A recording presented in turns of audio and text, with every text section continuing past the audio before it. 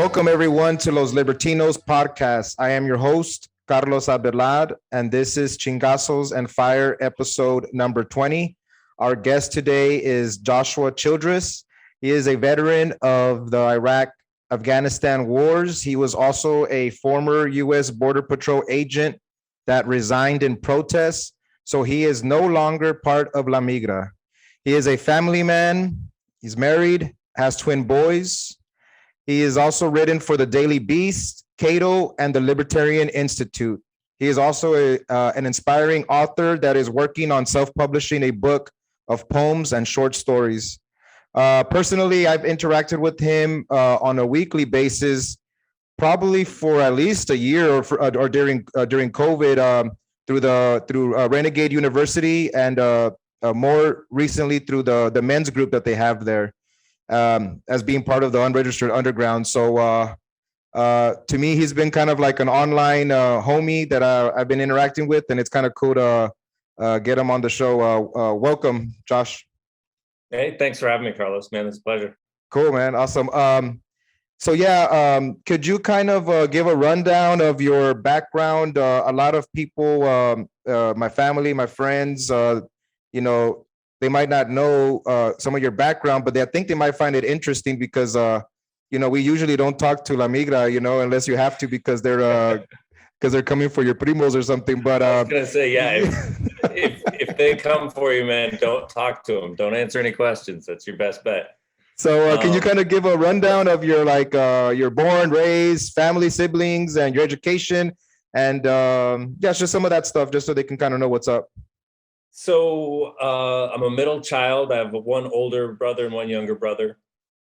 Born in Colorado, we moved around a lot. I mean, mostly in Colorado, a little bit in New Mexico, but we moved a lot just due to, my parents never found that right place. And when they did find the right place, the work dried up. And so there was years where we lived in like a 27-foot RV that we pulled behind our Jeep. Like we were very nomadic. It was a nomadic childhood. I guess I could say that.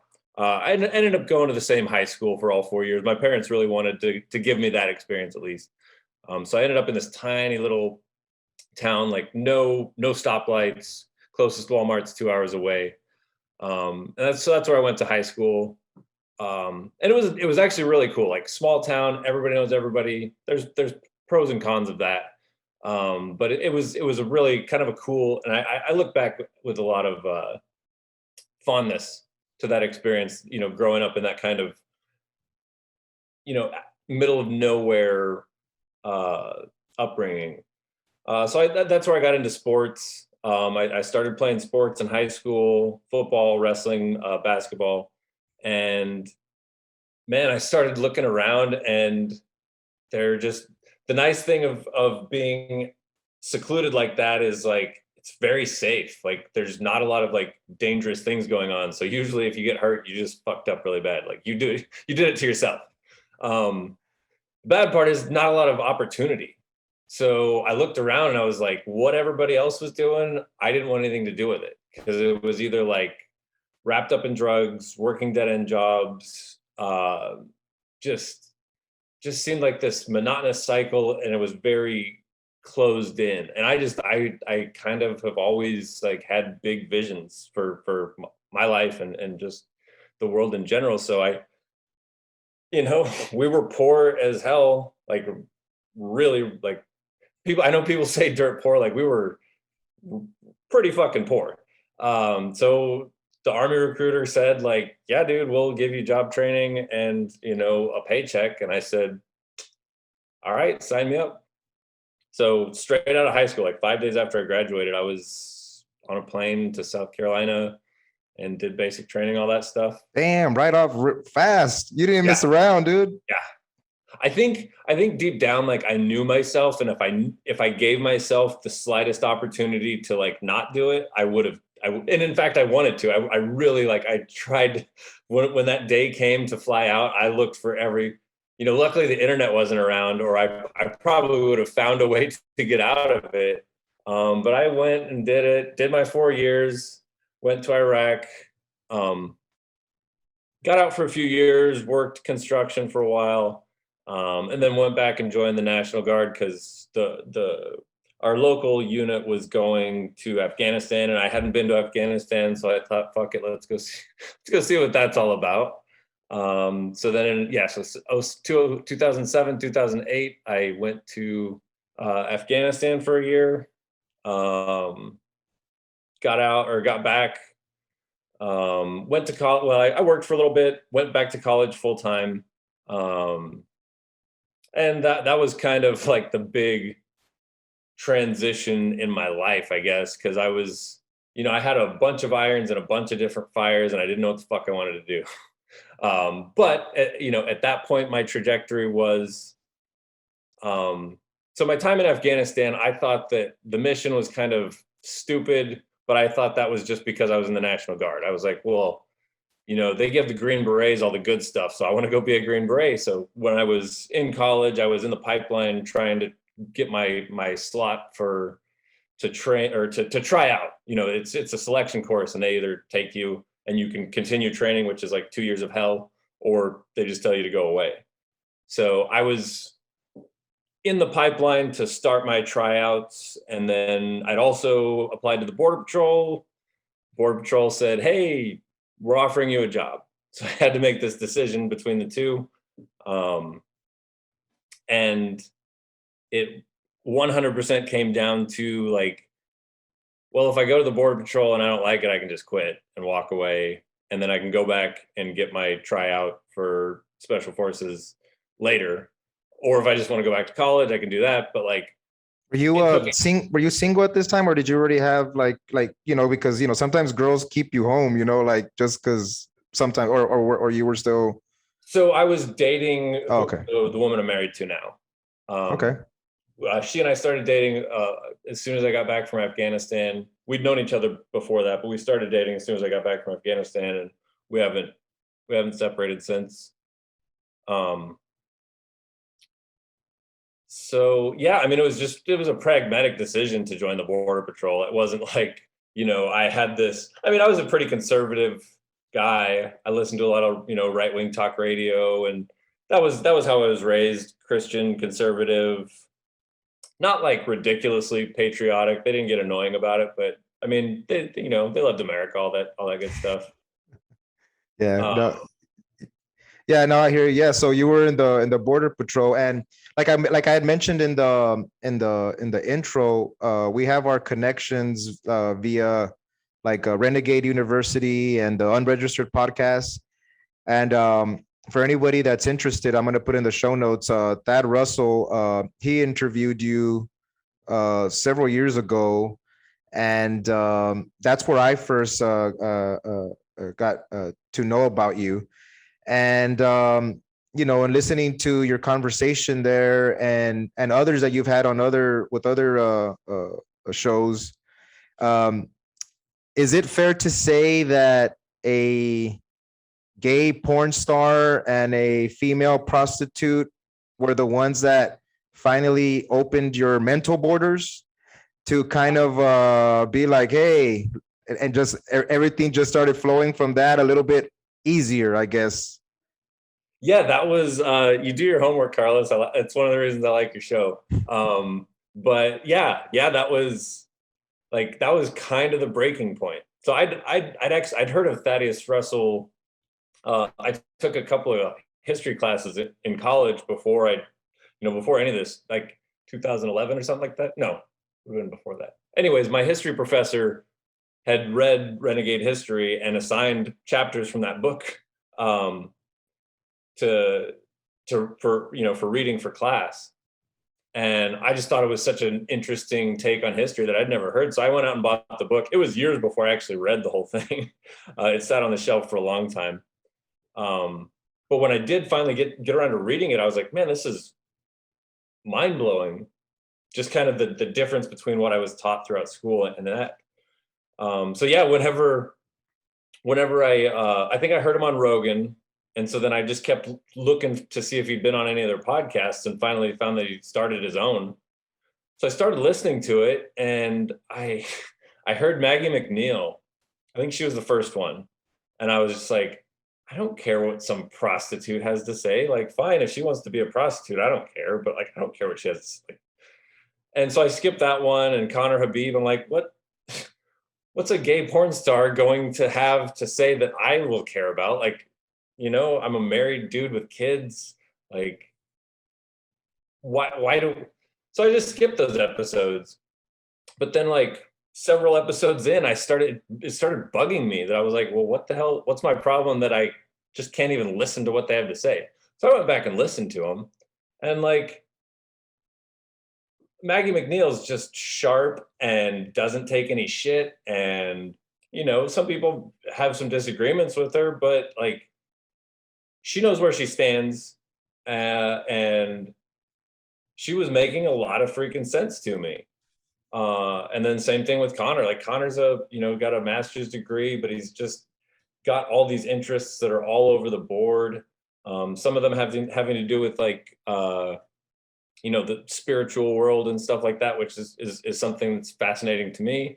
So, I mean, there was just all this stuff that, had I stuck to the labels that people have attached to them, I would have never heard all this interesting stuff that they had to say. So that kind of shook me up, that I'm like, well, what the hell else in this world am I missing out on just because I'm like judging it by the label ascribed to it? Yeah. So it was, I mean, that's why I phrased the question that it was like, there are mental borders, you had them up yourself within in your own mind, right? Like, hey, these labels, constrained you to like a certain box of at least them. And once you just checked yourself and you didn't, it bugged you, you opened them up. And can you kind of go into how then that started the process of like your own, I guess, I don't even want to say like self-reflection or self-reflecting on different ideas that you wanted to also check what you might have been, I don't know, misinformed or through propaganda or different things, like your whole process of how that went mentally with you? I mean, so like I said, I was raised pretty conservative. Um, I stopped going to church a long time ago. I don't have anything against it per se. Like, Jesus is one of my favorite figures in history. Like, his message is in my opinion, it's been bastardized by the church, but that's a completely other conversation. But all along the way, I kind of had this idea that, well, so when I was in the Army, I came home for a visit once, and I told my dad that I was a left winger. I was a lefty. I was being rebellious, and I was a punk rocker, and I was learning all this new stuff. And so he didn't tell me I was wrong. He didn't tell me, that I was stupid or anything like that. We just sit down and had a conversation. And he's like, from the sounds of it, I think you might be a libertarian, not a left winger. I was like, so I, entertained the idea. And this is like 2001 maybe. So I kind of carried the label for a while after I'd done a little bit of reading and listening to music. Punk rock music has a huge libertarian streak to it. But I did just kind of tend to gravitate back towards, because like my first introduction to politics was AM talk radio with my dad when I was, in middle school. So that was really all I knew of politics. And so that's what I gravitated back towards. And they kind of, that was around the Tea Party times, and like they parroted all of the small government and personal choice and freedom stuff that Republicans pretend to care about. And so I thought, well, cool, I can be libertarian, but still kind of lean conservative and traditional and all that stuff. But I guess, hearing these fascinating people that live these completely, antithetical to conservatism lifestyles, it just made me think like, well, who the fuck am I to tell these people that they should or shouldn't live their life in this way? Like, it affects me none, absolutely none. For Connor Habib to get paid probably pretty good money to have sex with dudes on camera. Like, if I could make money doing something I loved like that, it's just so unfortunate that I didn't, I wasn't born liking to have sex with dudes. But if I did, shit, I would probably be getting paid to do it on camera right now. Like, what's a better fucking way to make money? So yeah, it just kind of like, I don't know, man. I can't really put a finger on one thing or another. It was just like, when you realize that kind of the foundation where you base everything or how you make your decisions isn't stable ground anymore, well, you have to kind of do some exploration. Or I did. You don't have, and I'm sure plenty of people come to realizations and then they just ignore them because they don't like how they make them feel or think or whatever. But like for me, that's not, I kind of have this idea that I learn things for a reason. And so if I learn something and it shakes me up, I want to explore why. Yeah. And then after that kind of I guess fork in the road or major fork in the road, like what was the mental process of like, okay, like now I'm thinking about maybe uh quitting, or like do you start talking to your family? Do you start, is it something just that you're dealing with just by yourself as you're like debating what to do, or is it about timing? Like what was that process? Because So I don't know if it's a thing that people have done since you've done it, because you might have a name on the streets in the immigration people. Do is it, what I'm saying, like, is there, maybe somebody that listens to this episode might be like, think they might be on the fence, like what was the mental process, or like how did all that stuff where you got to that point to do it? So, I mean, when I started that job, I mean, the academy kind of sucked, and the academy does not give you any realistic expectation of what the job's going to be like. But once I hit the ground and started actually like doing the job, I fucking loved it. It was the coolest thing I'd ever like. All the excitement of like all the shit that I did overseas that I thought was kind of fun, but I get to go home every night and like it's not that dangerous. Nobody really gets shot. Like if anything, there's maybe a little bit of like a scuffle, and that those always get squashed pretty quick. So there's like a level of excitement, and there's the chase, like you're chasing real human live people, criminals, bad guys. You're going out and getting them. You're keeping the fucking streets safe. That's exciting, man. I loved it. I thought it was so much fun. Um, and looking back, I can kind of see this, but at the time, I didn't fucking make the connection at all. But like, I loved the job. And then after a few years being in, it was like, I loved the chase, but the apprehension wasn't as exciting anymore, because the apprehension, you come face to face with the guy and you're like, well, you don't look like a criminal. You don't look like a bad guy. You look like the guy that I used to work construction with.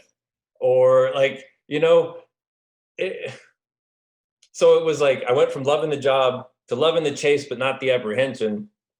And then, in the last few years, it was like I even started dreading the chase. The only time if the chase ended up being like some dude that's like, got a murder rap sheet, or like a long, which those, we find those guys. It's not like that's unheard of, but it's not the majority either. Um, the majority of people that we caught were not hardened criminals in any sense of the word. Um, so that was kind of the progression. Like I loved the job, I loved parts of the job, and then like there towards the end, it was probably the last year and a half to 2 years where I was like pretty sure I'd made a mistake in becoming a border patrol agent, but not sure. And then about a year and a half or 2 years of trying to figure out how the fuck I'm going to get out of that, because like moved to Yuma, bought a house, started a family, all that stuff based on I was planning on retiring from this organization. Yeah. Um, so that was kind of the progression. It was probably a couple of years of each, a couple of years of loving the job, a couple of years of loving parts of it, and a couple of years of like, what the fuck have I done? And how did it go down when you finally, who was the first person you told, like who did you tell, and then you make these moves, and I guess you go to your higher ups, or I don't know if you have like, I don't know how it is when you tell your partners or something like that, or they're like, hey man, I'm gonna do this or that. I mean, I don't know how does it go down? Uh, so like that last year and a half or so, um, I mostly just talked a lot of shit. Like I love the dudes that I worked with, the men and women I worked with. They that's the hard part about all this is like I like those people. I hate what they do now. I don't like what they do, but I liked them. Like I got along with them. We had each other's back. It was like a big family. Um, and way closer than the military ever was. And everybody talks about like the brotherhood you feel being in the military. This was way beyond that. And that was the hardest part. Like I felt like I was letting my people down. Like, my brothers and sisters that I worked with, I felt like I was letting them down. Um, but I would just kind of like talk shit. I'd like throw little bombs of like, well, man, isn't this fucked up? Wouldn't it be smarter if we just did it like this? Or, when the childhood separation, the family separation stuff came around, like I was just, and most people felt the same way. They're like, this is fucking dumb. This is not going to make us look good. This isn't going to solve anything. Why are we doing this? Um, but like, yeah, so I mostly just kind of like talked shit here and there. I didn't tell anybody I was leaving until the day before I left. The day before, and my family had already moved away, like for a couple of months. I think, oh, yeah, it had been a couple of months. My family had moved away. We decided where we were going to go. I got them moved there, and then I stayed and kept working. And it was like, part of it was, well, we wanted to save more money and make the transition a little bit easier. And I was looking for work. But part of it was just, fuck, I didn't, to like show up to work and look in the eyes of the people and say, look, I disagree with all of this. I can't do it anymore. I'm not going to do it anymore. And I need to quit.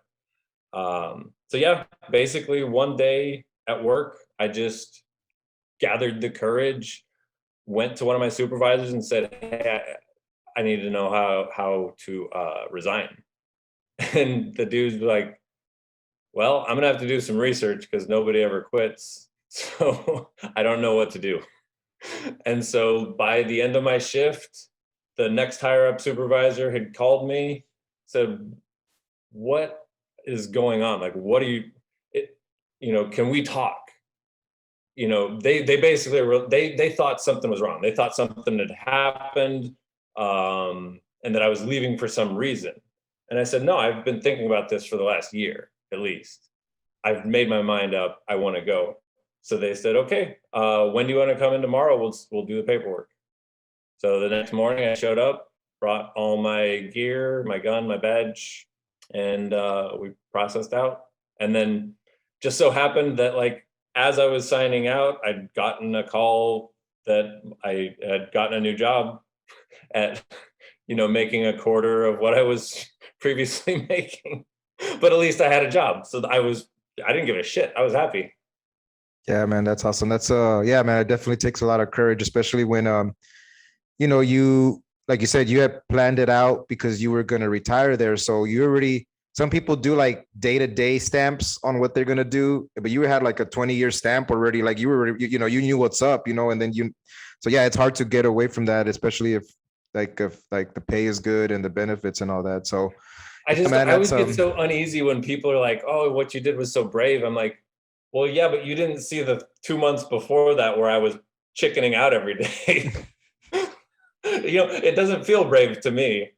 Like well, I felt like I did what was the right thing to do for myself, but I drove out of that parking lot knowing that those cells that I used to man were still full of fucking people that probably shouldn't be there. So I was like, well, I got myself out, but what have I changed? So I don't know. It's hard to take compliments like that, but I don't feel like what I did was brave because especially since I pushed out for 2 months prior. No, man, that's all right. I mean, if I'm sure a lot of people think about different things about quitting a lot of things that they'd want to and they don't, man. So whether it's this or something else, I mean, it's just the way it goes. And sometimes you just stay in it for other reasons, so but that's cool. You had like family support, it sounded like. So that's always awesome to have. That's always going to make it easier for sure. So I'm sure your family gets credit for a lot of that too. Oh, my wife was yeah. Great. Like I was very worried, and she was for like 5 minutes she was like, but we've done all of this around the career. And I was like, I know, that's why this is so hard. And she thought about it and she's like, all right, we'll figure it out. We'll figure it out. That's awesome. Yeah, she sounds like a ride or die one. So that's cool, man. She's good. So like in the intro, I had mentioned that you had written a piece for the Daily Beast, and one of the Mhm. quotes that you have in there is that some of the people that we caught were violent criminals, some were model citizens, and all of the people who had lost, they basically lost the geographical lottery. So what is it about the restrictionist hardliners in this country that did win the lottery? What are they failing to understand about the people that risked their lives to get here? I mean, literally their lives to get here. Um, the I mean, it has to span the spectrum. I mean, I'm sure there's a contingent of those folks that are just xenophobic and don't like anything that looks different from what they're used to. That has to exist.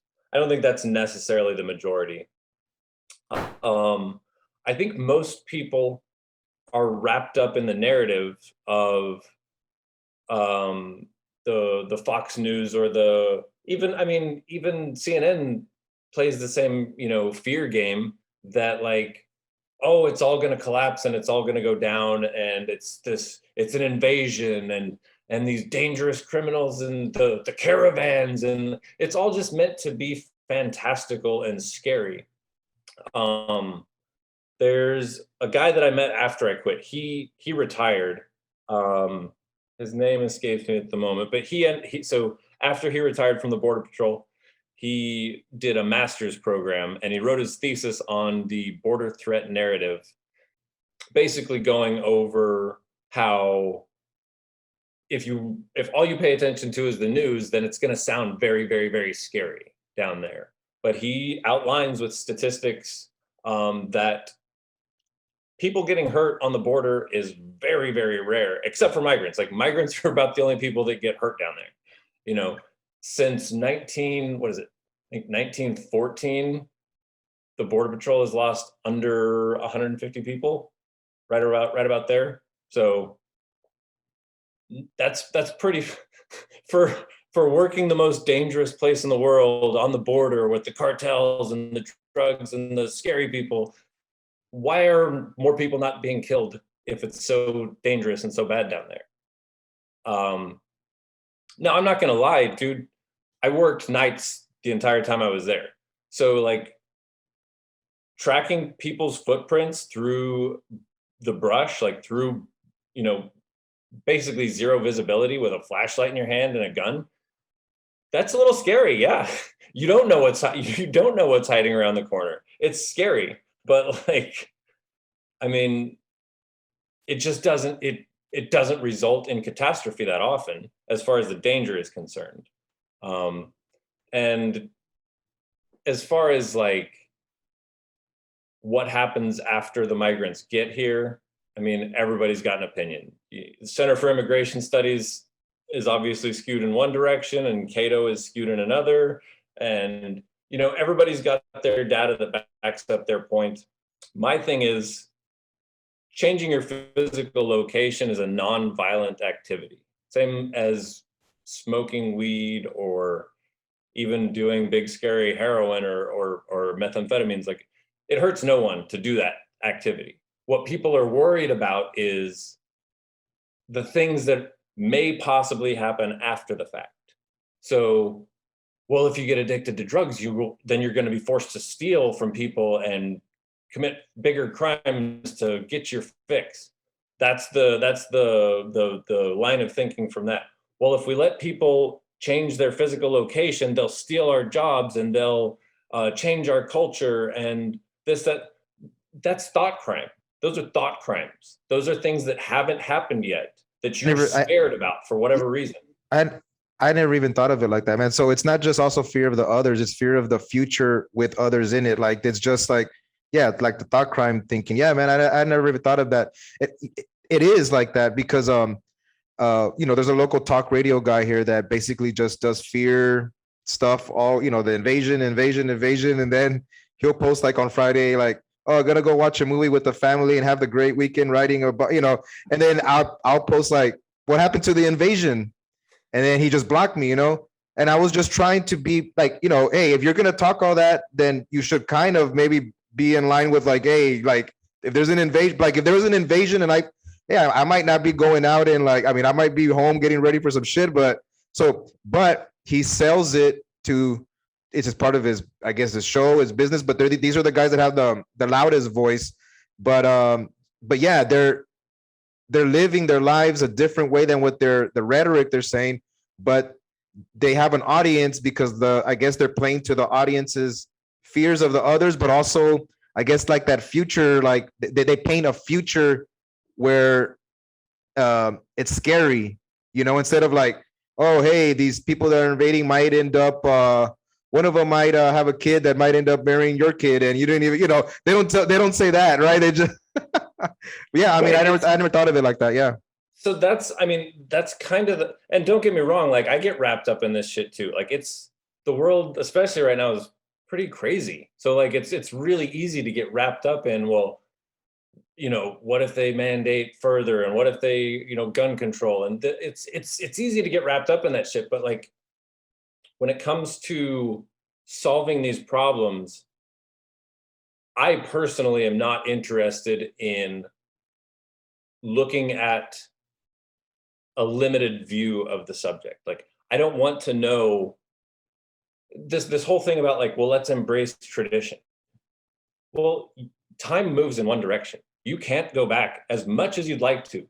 You can take what you have learned from the past and apply it to the future. But going back is, for one, impossible, but just two, I think, foolish. You can only go forward. It's really the only choice we have. Go forward or stay still, maybe, I guess. But so I guess I'm interested in people who look at possibilities. Like I don't want to hear from people who say, well, if we do this, then they're just going to take our jobs, or they're just going to, like, I thought America was great. If America is great, can't we absorb? Can't we find a way? Can't we be ingenious and invent a new way of moving forward that can include people who maybe don't look and sound and act like you? Like, what is the problem with, okay, well, we can allow more people in, and we can roll back some of the regulations to starting a business, and then boom, now we've got a bunch of new businesses with a bunch of new people who want to work. I mean, that's not like, I dropped out of college. I'm not that fucking smart, dude, but that's not that hard of a fix right there. Like that's just one tiny step that can probably do a lot. Ending the drug war, that's a very tiny step that can do fucking worlds of work to making everything a lot better. Yeah. Do we, there's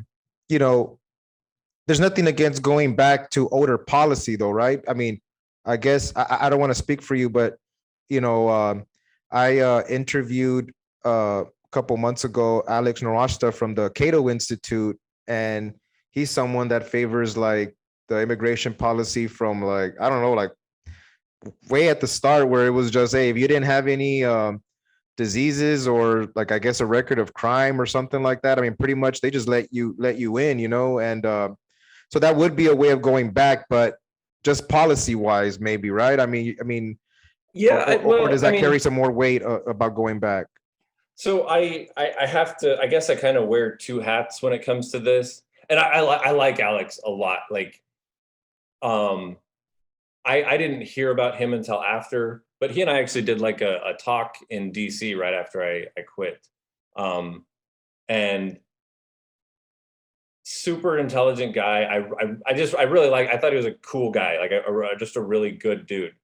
But I've read a lot of his work, and yeah, he makes a lot of sense. So like the anarchist side of me just would like to see all state apparatus just wash away. Like I'd love to see how a stateless society could shape up, and I think it would be better, but a lot of people don't. So whatever, that's kind of a pipe dream for the future.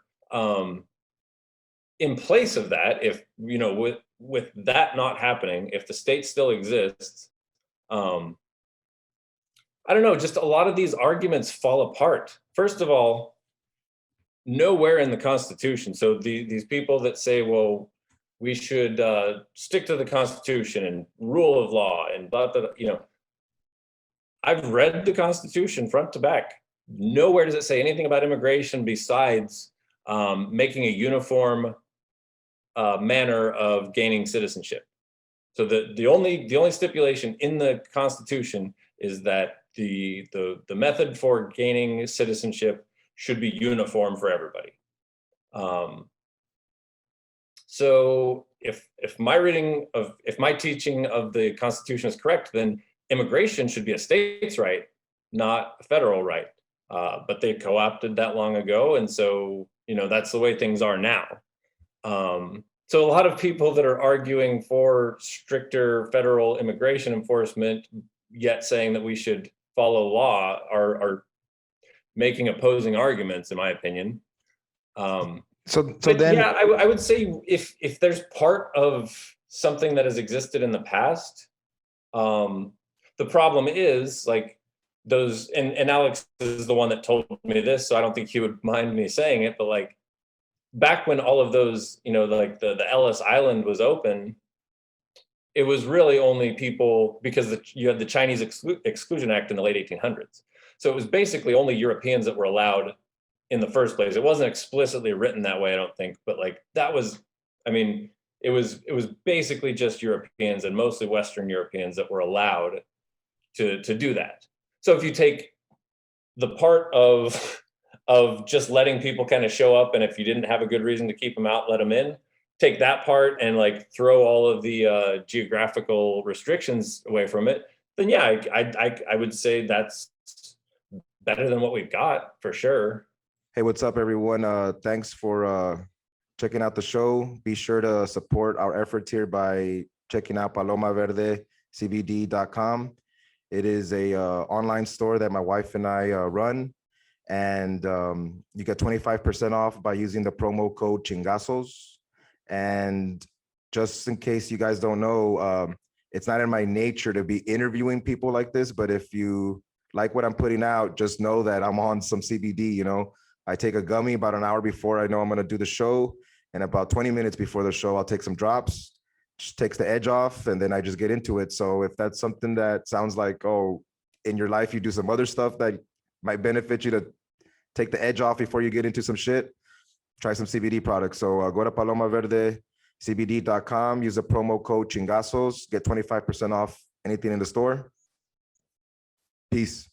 Yeah, I from like the Thad Russell narrative that he puts out, and I don't think it's his original, but it's definitely he gotten it from a lot of places, and it was just that it's mostly like a native versus foreigners kind of issue, right? Because at one point, whether it was the Jews, I guess, or the Italians or the Irish, like whoever was native here would have seen them as the foreigner, others coming in again. And then once everybody starts assimilating in, then those people become the ones that look at. So it's always about the natives versus whoever is out there. So yeah, it might not be that it's it comes off some way, sometimes that way, that it's like racial or like you said, xenophobic, but it's mostly native because I don't know. Did you have Latino or Hispanic border agent people that work with you? I mean, that would have to be okay. So that one right there is a unique one because it's like, hey, you're arresting people that might be your deals, homie, and what's going on with that? But somehow they justified it. Maybe they were already assimilated in. I don't know. I mean, how did that one play out? How did they play out for them? Or how did you see it when you? It was very strange. So what? My chiropractor, who I actually started seeing like right about the time that I was having the transition, the change of thought. He's born and raised in Matamoros. He immigrated legally, and his kids were all born here. He thought I was insane. He thought I was crazy. I mean, he didn't like hate me, but like we talked about it, and he's like, dude, I think Trump's great. Fucking it's crazy down there. We need to do something. And The agent, like, yeah, we were well over half were Latino agents. Um, yeah, it was just it's strange because, like, yeah, it's not that long ago that you or your family were from there, and but the vast majority of them, there was like one or two. So if you don't speak Spanish going into the academy, you have to stay for like a Spanish crash course, and there's like one or two like Latino dudes that didn't grow up speaking. Everybody else already speaks Spanish, so it's Oh, like some of they're those not dudes. that far removed from immigration themselves, yet which I don't blame them. Like, it's a great fucking job, it pays great. So the thing I was thinking of, Cato, I think it was Alex Narasta's done this thing, and or no, never mind. I think it was Brian Kaplan. So Brian Kaplan, I think, did this calculation, and he estimated that when somebody moves from anywhere else in the world to the United States, or immigrates, they're like, say, from Haiti or Mexico or South America, somewhere, a less developed country, they increase their wage potential, their wage earning potential, by, I think it was like 3 to 5 times. Well, that's what I did. The the highest wage that I made before the Border Patrol, I made 4 times that by the time I got my last promotion. So I was doing exactly what the migrants were coming to do. I was increasing my wage, my standard of living, the same way that they were attempting to do theirs, except my job was to keep them out and not allow them to do it. But I could almost guarantee, because the Border Patrol doesn't require a college degree like most federal law enforcement does. So I guarantee most of those dudes didn't have college degrees, didn't have any better prospects than I did. So they were doing the exact same thing as the people that they're trying to keep out, as the same thing that I did. Like, we're all just trying to get by. My problem was, I didn't want to get by on the backs of other people. Like, if I'm gonna make good money, I want to be able to fucking sleep well at night doing it.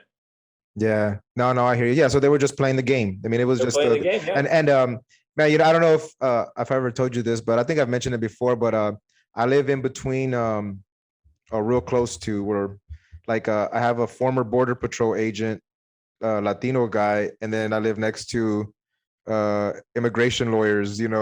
So I live right in the middle. But one time, I partied with I live right on the border, man. I'm the Yeah. border between the Yeah. two. And, You are the border. but I unify with alcohol. So anyway, that's funny. But they invited me to come over and drink, and yeah, man, I walked into the man cave, and I saw this big old Migra flag. Those colors are, it says border. And then I started looking around, and I was like, oh, I didn't know. And I was like, oh man, these, like, that's so I told my wife, I was like, man, this is immigration. These are all immigration vatos. You could just tell, and like, and yeah, and I just stayed up drinking with them and all that. And yeah, I mean, they were the way that at the time, and then afterwards, after I thought about it, and at the time too, I understood it, because I was saying that, like, oh man, you guys are just playing the game. I get it. But they were basically just saying, like, oh man, if we don't get in, it used to just be the good old boys, and they used to be more abusive to these people than how it is now. So even though, yeah, we know it is the way it is, it was worse when we weren't in it.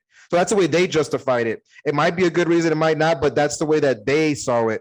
I don't know, because you still have to.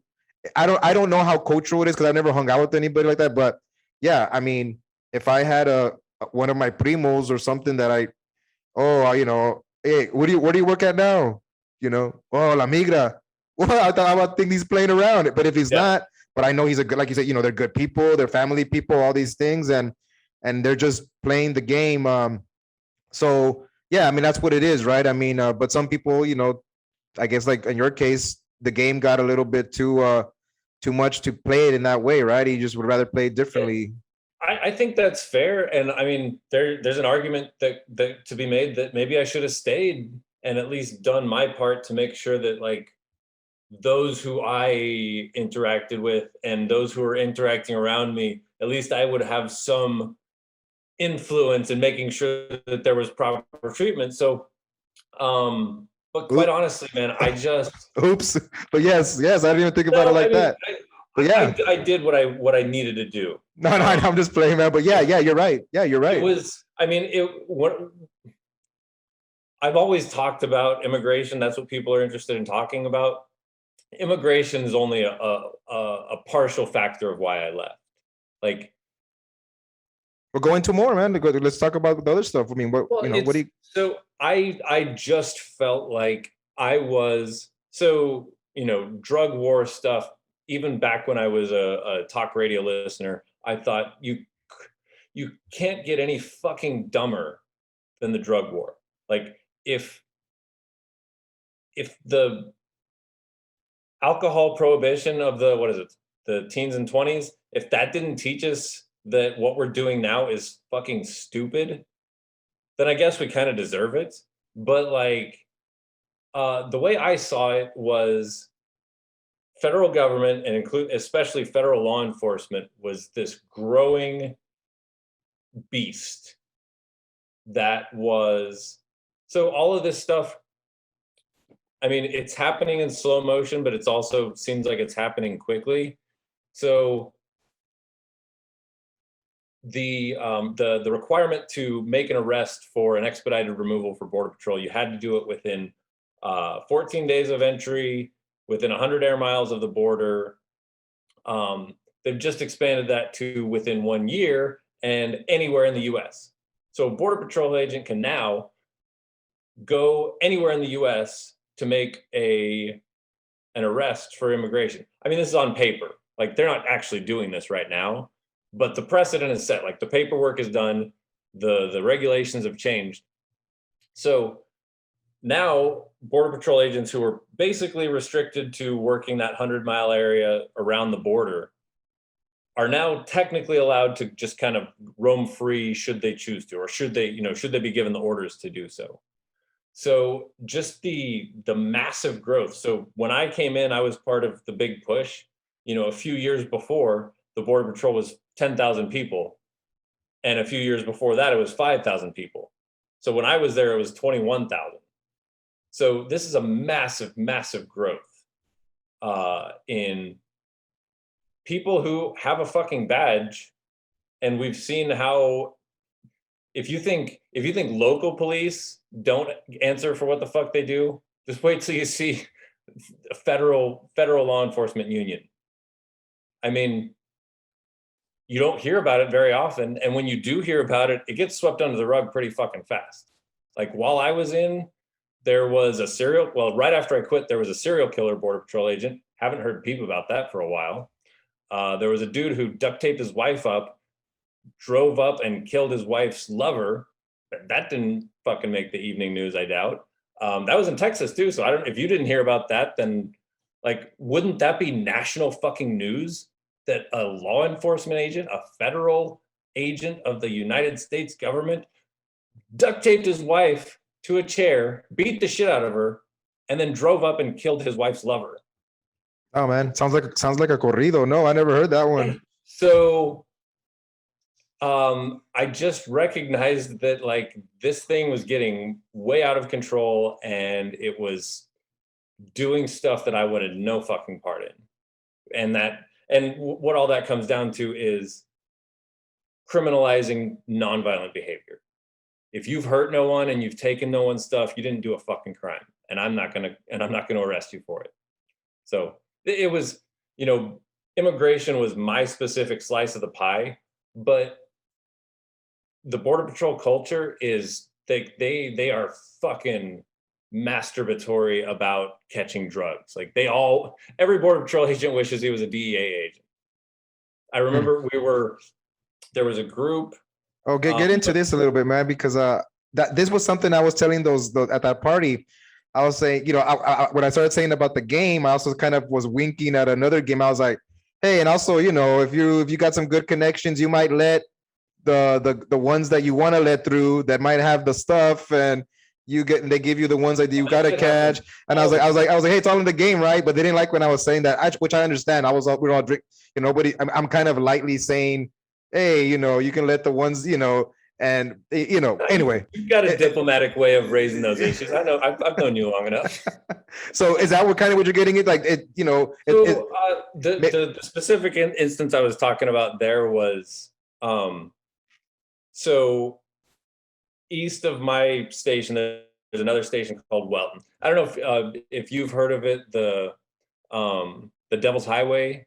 There's a book that was written a while back about it was like, I don't know, like 14 migrants died in the desert, like starved or dehydrated to death. It was a really horrible tragedy.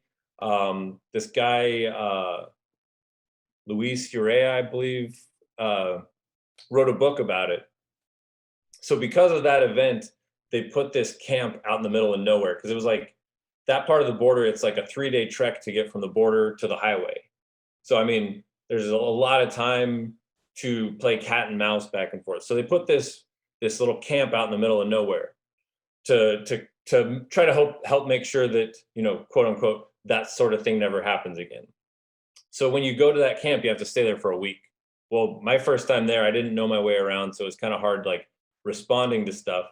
Well, I was responding to a group of backpackers, so dudes with bundles of weed on their back, tracking through. So they'd caught everybody, but the guide, like basically the one that was leading them through the desert, he took off. And I was late to the party, but I was like, hey guys, you guys already got that wrapped up. Give me the direction of travel for the guide, and I'll go try to head him off, because I was a little bit away already. And they're like, no, don't worry about it. Just get over here and help us police up the bundles, because there's still some that are stashed. I was like, the bundles aren't moving anywhere. You got all the guys. This pissed me off. They call them bodies. They don't call them human beings or migrants even. They're bodies. So I said, you got all the bodies. The bundles aren't going anywhere. Let me know. I'll go see if I can cut off the guide, because the guide, you can prosecute him for trafficking at that point, or like you can actually get a decent charge on him. So I was like, yeah, they're like, no, don't worry about it. I'm like, no, just give me the sign, give me the foot sign, their shoe print, so I can track them down. No, don't worry about it. Just come over here. They would not give me the fucking information to go track this guy down. The guy that's actually responsible, the dudes carrying the backpacks, they're just paying their fee. Like, that's their fee to get in. They're not, they don't really want to be doing this. So, the ones that don't have the money got to carry the weight. Right. So that shit pissed me off. And that was back when I still liked the job. But I mean, you just see stuff like that where it's like. So what were you thinking? It was just, they just wanted the drugs, or you're saying like, yeah, they wanted, and so I finally got there. I hiked around because I love hiking. So I went and hiked around because the other guys were tired of looking, found the last bundle, tossed it down the mountain to them. They took a picture by all the shit, and then we went home or went back to camp. Who smoked all the weed? Huh? Who smoked all the weed? It didn't smell that bad either, But so we, towed it all back and weigh it and then hand it over to the DEA or whatever. But yeah, there just didn't seem to be any kind of, I was like, why do you not want to go at least try to get the guy? Maybe he makes it back to Mexico before I can get to him, but why wouldn't I at least try? You guys have everything wrapped up there. But yeah, there was just this all over the place. There's just pictures of people standing by bundles. And I'm like, the drugs aren't hurting anybody. If anybody's getting hurt, it's by the people that's bringing the drugs, but probably not even that. The drugs aren't fucking hurting anybody. Why are you guys so obsessed with putting your hands on these drugs to take them away? Like, I just did not understand. And in fact, I brought all this up to one of my watch commander once. I was like, we're wasting so much fucking time and money. And he just looked at me like I was insane. Like, yeah. You know what? Guy with a badge saying that we should stop enforcing drug laws. Yeah, you said it earlier, man, and this would be kind of a good transition into, like, you said that some people are just wrapped up in the narratives, and when people are wrapped up in the narratives, they're playing roles within those narratives, and when they're playing roles in those narratives, that means that they don't have to write their own story of their life. They're just okay being characters in the bigger narratives that people assign them to. And that's okay. I mean, some people roll like that, and I know a lot of people like that, and that's, you know, I mean, it's okay. It's you know, you need all kinds of people, and there's probably more of those people. But kind of to change a little bit, you are you were a writer. You wrote some pieces on the on some publications, but you're currently writing your own story. Almost like, you know, when you do these interviews, you're telling your story, but now you're gonna put some other type of stories to you know, some pen to paper. How is the writing process? The whole, you know, how is that part of it? You know, that as a passion. When did you realize that it was gonna be a passion that you're trying to get into? Can you kind of get into that a little bit?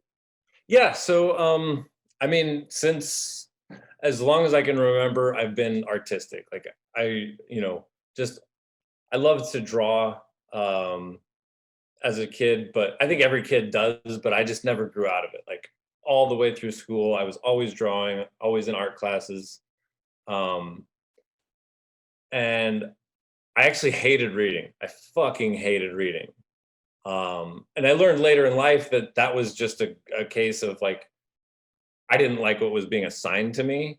Because once I found stuff that I liked reading, I couldn't fucking stop. I could not, you know, like it's like the can of Pringles. Once you pop, like, once I found out that there was like actually interesting things to read, I was hooked. I started devouring.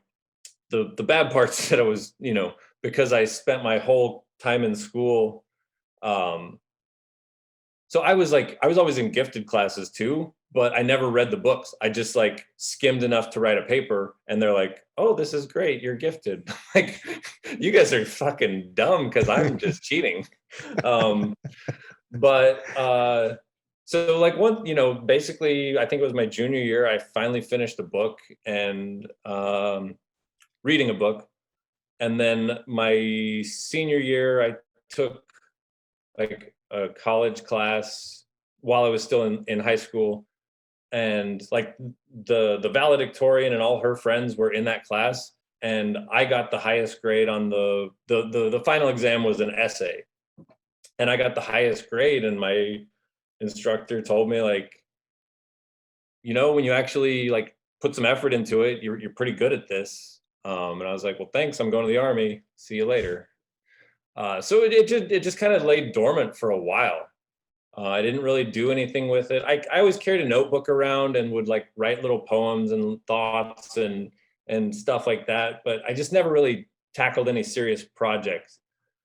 Then in Afghanistan, this is kind of a long story, so I'll try to breeze through it. But basically, I ended up at this outpost with a different unit than the one I was used to operating with, and the platoon sergeant for the new unit basically just said like, dude, you're not part of our battle plan, so if anything happens, just go to the bunker so that you don't like get mistaken for enemy or whatever. And like that night we got attacked. And so I fucking went to the bunker like I was told, which, you know, any soldier that like that's worth his weight doesn't want to be in the bunker. They want to be out on the fucking line putting rounds down. But I, you know, I'm like, whatever, makes sense. So I'm sitting in the bunker and like shit's blowing up and people are shooting. And I'm like, you know, it's the middle of the night, so it's pitch dark in the fucking bunker. So I'm sitting there in the pit in the black darkness, like thinking like, well, what if something fucking blows up right near the entrance to this bunker, or like something lands on top and it caves in on top of me? Like, what the, you know, it's not like this is necessarily a fail safe just sitting here. So I'm starting to think like, well, what happens if I die and whatever? And I thought, like, literally the thought that came into my mind was like, I wish I would have taken writing more seriously. I wish I would have written books. Um, so after like, and I say attack, like they just fucked with us. Like it wasn't like a coordinated, like, you know, band of brothers type shit. It was like they'd fucking shoot some rockets at us and basically run off. So it was like harassment. Um, I mean, it'll still fuck you up if you're in the wrong place, but like, I don't want it to sound like some harrowing adventure or anything like that. Like, so after the attack was cleared, I went back to my cot in the tent and busted out my computer and started writing. And like, that was pretty much it. Like, I've been working on crafting stories ever since then. I wrote a novel while I was in my last couple years in the Border Patrol. And then once I got out, I was planning on trying to publish the novel. And while I was like revising it, I was like,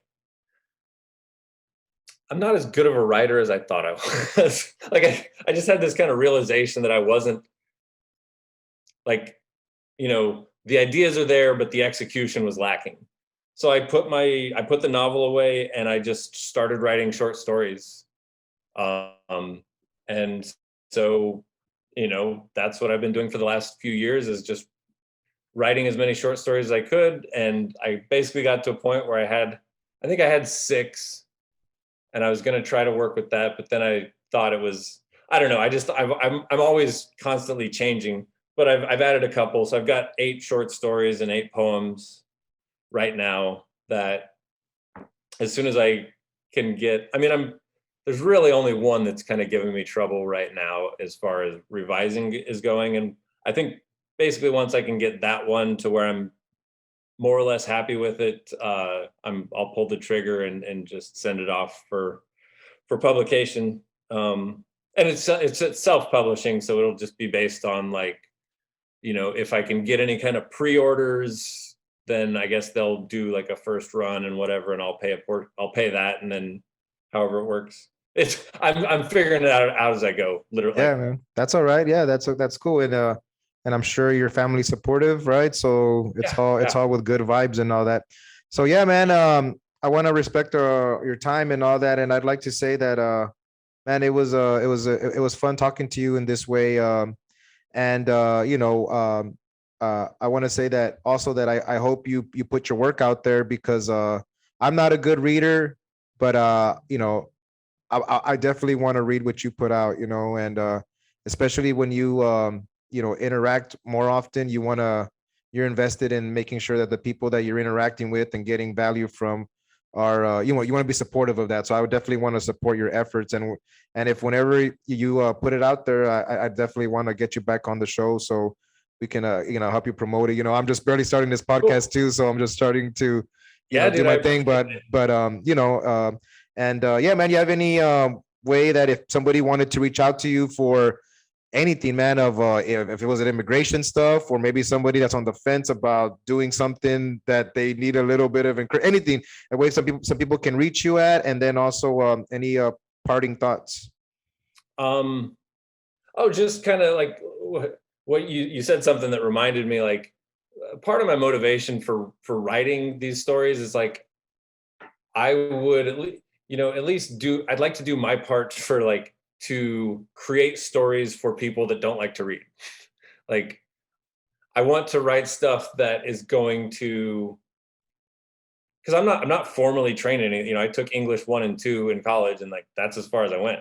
So I'm not formally trained. I'm winging this, self-taught. So I'm trying to write stories and books for people who may not like to read. Hopefully people that do like to read will enjoy them too, but like you're kind of my target audience, Carlos. So yeah, maybe I'll send them over and you can tell me what you think. Yeah, but just don't forget to put some of that gringo Spanish in them, man. So you could oh man, you're gonna be a Lockhart, right? Yeah. So yeah, you'll I'm not gonna do it here for the podcast, but you'll be able to. I'm sure I'll break out some of my Border Patrol Spanish for you. Oh man, that sounds awesome. Yeah, and I'm pretty sure if we got a little bit of drinks in us, maybe it'll sound better. Yeah. Yeah. It always sounds better when you're drunk. Yeah. As far as reaching me, Twitter at Josh D Childress, ChildRess. That's really my only social media. I had a website a couple years ago and I let it expire. So I think once the book's a little closer to a reality, I'll start a website up again, and that'll be linked through my Twitter. But Twitter is just probably the easiest place to interact with me if anybody's so interested. Yeah, fair enough, man. Okay, thanks, Josh, for hanging out, and hopefully we can get you back on soon. And good luck with all the stuff you got going on, man. Thanks, Carlos. Thanks for having me, man. Peace.